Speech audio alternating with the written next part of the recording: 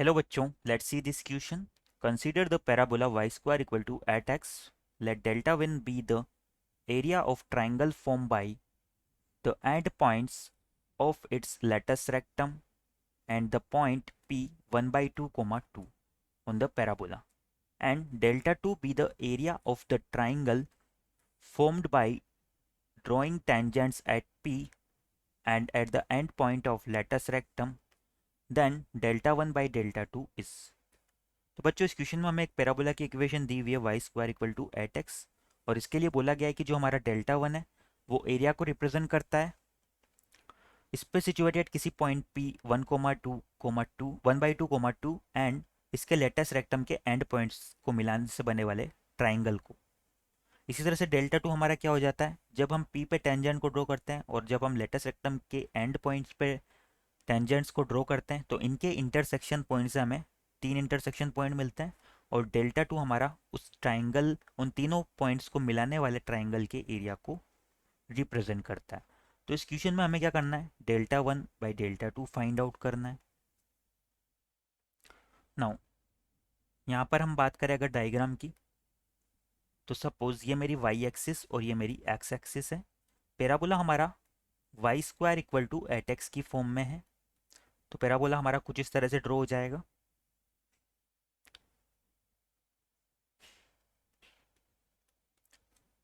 इस पैराबोला के लिए अगर हम बात करें तो इसके लेटेस्ट रेक्टम की लेंथ हमारी 8 के इक्वल आ रही है। इस पैराबोला के लिए हमारा 4a इक्वल है 8 के, तो a इक्वल हो जाएगा 2 के, यानी कि इसकी जो फोकस है उसके कोऑर्डिनेट हमारे क्या हो जाएंगे 2,0। नाउ फोकस के कोऑर्डिनेट 2,0 है तो लेटेस्ट रेक्टम के एंड पॉइंट्स के कोऑर्डिनेट क्या हो जाएंगे बच्चों, ये हो जाएगा जो अपर एंड है इसका हो जाएगा 2, इसकी टोटल लेंथ है 8 के इक्वल, तो ये हो जाएगा 2,4 और जो लोअर एंड है ये हो जाएगा 2,-4। नाउ पैराबोला पे एक पॉइंट सिचुएटेड P जो है उसके कोऑर्डिनेट हमें दिए हुए 1/2, 2, तो P पॉइंट हमारा यहाँ पे कहीं सिचुएटेड होगा। इस पॉइंट P के कोऑर्डिनेट हमें प्रोवाइड किए हुए हैं 1/2, 2। डेल्टा 1 जो है हमारा इन तीनों पॉइंट्स को मिलाने से बनने वाले ट्राइंगल के एरिया को रिप्रेजेंट कर रहा है। अब बच्चों इस ट्राइंगल के लिए अगर हम बात करें तो जब हम P से इस पैराबोला की एक्सिस के पैरेलल लाइन को ड्रॉ करते हैं तो ये क्या हो जाएगी, परपेंडिकुलर हो जाएगी इस ट्राइंगल के बेस के।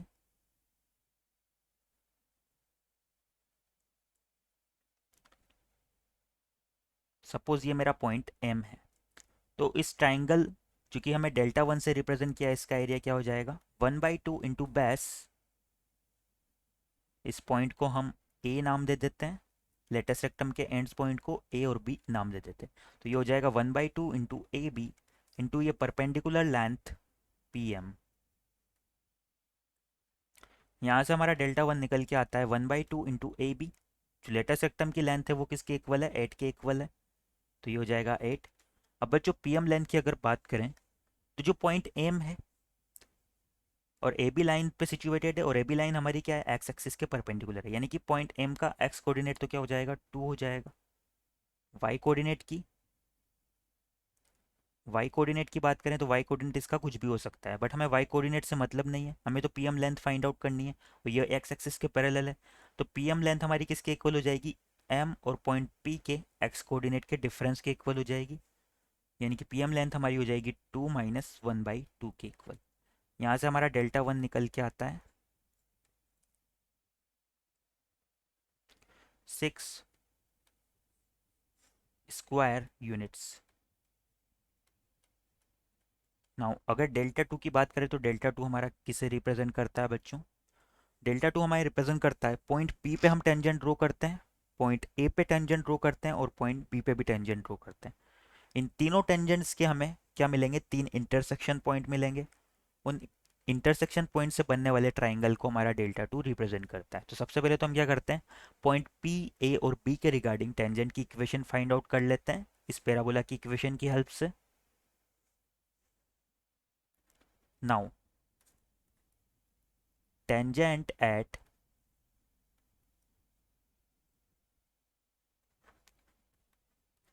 पॉइंट ए जिसके कोऑर्डिनेट है 2,4। तो बच्चों इस पे टेंजेंट की इक्वेशन क्या हो जाएगी? टेंजेंट की इक्वेशन किसी भी पैराबोला के लिए हम कैसे फाइंड आउट कर सकते हैं? t इक्वल टू 0 से फाइंड आउट कर सकते हैं। तो यहाँ पर हम t इक्वल टू 0 को अप्लाई कर देते हैं। हमारे पैराबोला की इक्वेशन है Y square equal to 8x। तो ये हो जाएगी 4y equal to 8 times of x plus 2/2। इसे सिंप्लीफाई करें अगर, तो 4 से 8 को 2 टाइम्स और 2 से 2 को कैंसिल कर सकते हैं। तो ये आ जाएगी हमारी y equal to X plus 2। इसे इक्वेशन 1 नाम देते हैं। सिमिलरली बाकी के 2 पॉइंट्स पे भी टेंजेंट की इक्वेशन फाइंड आउट करते हैं। Now tangent at point P 2, -4। तो इस पे टेंजेंट की इक्वेशन क्या हो जाएगी बच्चों? -4y equal to 8 times of x plus 2 divide by 2। फिर से 4 से ऐड 2 टाइम्स और 2 से 2 कैंसिल हो जाएगा। तो यहाँ से हमारा y इक्वेशन आ जाती है y इक्वल टू -x-2। इसे इक्वेशन 2 नाम दे देते हैं। लास्ट पॉइंट हमारा जो गिवन पॉइंट था पॉइंट P, उस पे टेंजेंट की इक्वेशन क्या हो जाएगी? Now tangent at point P जिसके कोऑर्डिनेट हमारे 1/2, 2 है, ये हो जाएगी 2y is equal to 8 times x plus 1/2।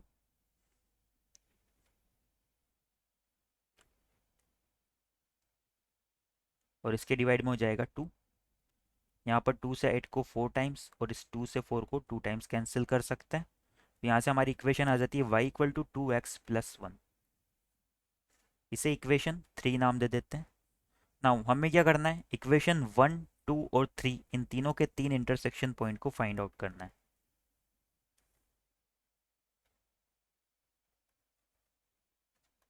Late intersection points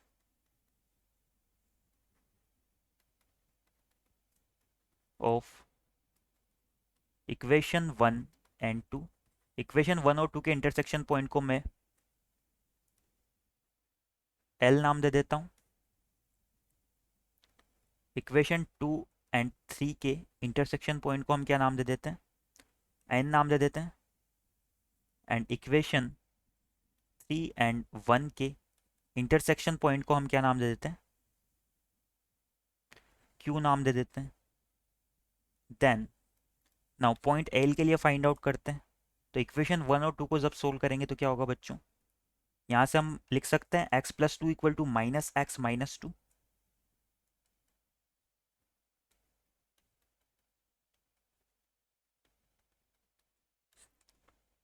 x plus 2 equal हो जाएगा -x-2 के।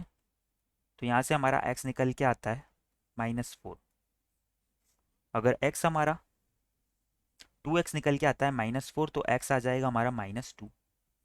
अगर x हमारा -2 के इक्वल है तो इसे किसी भी इक्वेशन में पुट कर देते हैं। तो ये हमारा हो जाएगा y हो जाएगा 0 के इक्वल। तो यहाँ से y निकल के आ रहा है 0 के इक्वल। तो जो हमारा पॉइंट L है उसके कोऑर्डिनेट क्या हो जाएंगे? -2, 0। इसी तरह से पॉइंट N और पॉइंट Q के कोऑर्डिनेट फाइंड आउट करते हैं। 4 पॉइंट N, जो पॉइंट N है ये इक्वेशन 2 एंड 3 का इंटरसेक्शन पॉइंट है। इन दोनों की हेल्प से हम फाइंड आउट कर सकते हैं 2x plus 1 equal to -x-2।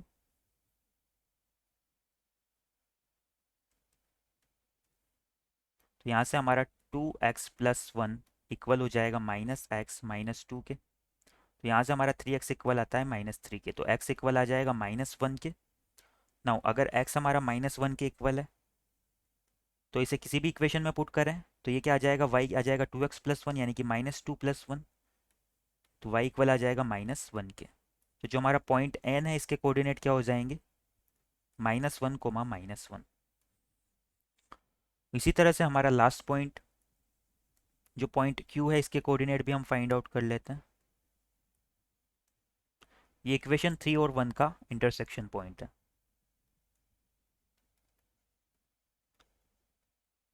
4 point Q. इसके लिए क्या होगा, इक्वेशन 3 से हम लिख सकते हैं 2x+1 इक्वल हो जाएगा x+2 के। तो यहाँ से हमारा x निकल के आता है 1 के इक्वल। अगर x हमारा 1 के इक्वल है तो इसे किसी भी इक्वेशन में पुट करें, हमें y क्या मिलेगा, 3 के इक्वल मिल जाएगा। तो जो हमारा पॉइंट q है इसके कोऑर्डिनेट क्या हो जाएंगे, 1,3। Now point N Q and L से बनने वाले ट्राइंगल का एरिया क्या हो जाएगा,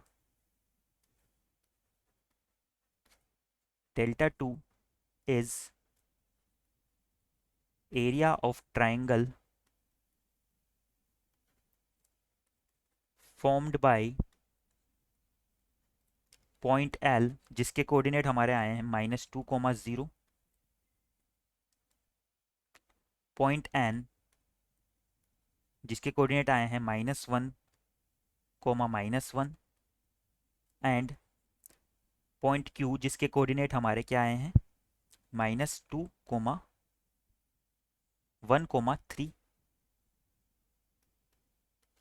नाउ इस ट्राइंगल Δ2 के एरिया को हम फाइंड आउट कर सकते हैं। ये हमारा इक्वल हो जाएगा 1/2 डिटर्मिनेट ऑफ -1, -1, 1,3, -2, 0 और यहाँ पर हो जाएगा 1, 1 एंड 1।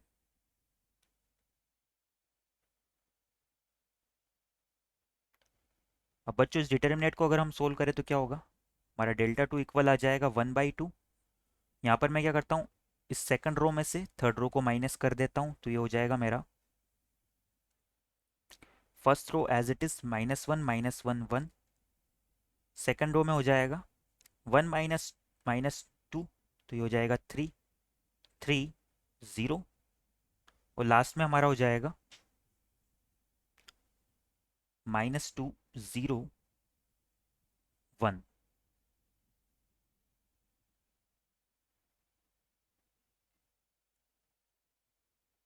नाउ इसे ओपन कर देते हैं किसी भी साइड के अलोंग, तो Δ2 हमारा इक्वल हो जाएगा 1/2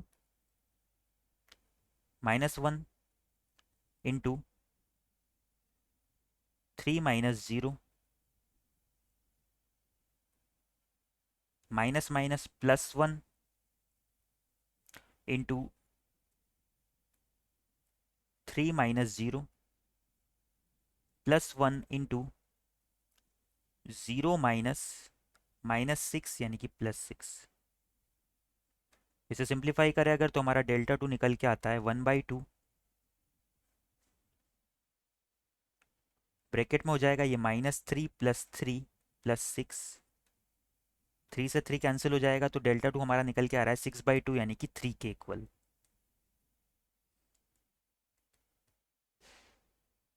यहाँ से हम लिख सकते हैं कि जो हमारा Δ2 निकल के आया है वो 3 के इक्वल है एंड Δ1 जो हमने फाइंड आउट कर लिया था वो 6 के इक्वल आया था।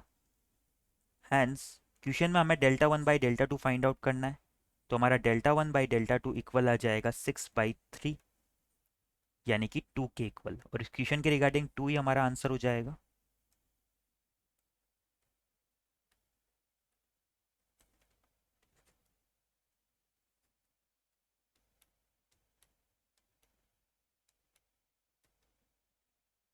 तो यहाँ से हम लिख सकते हैं our final answer is 2। I hope you understand it well. Best of luck.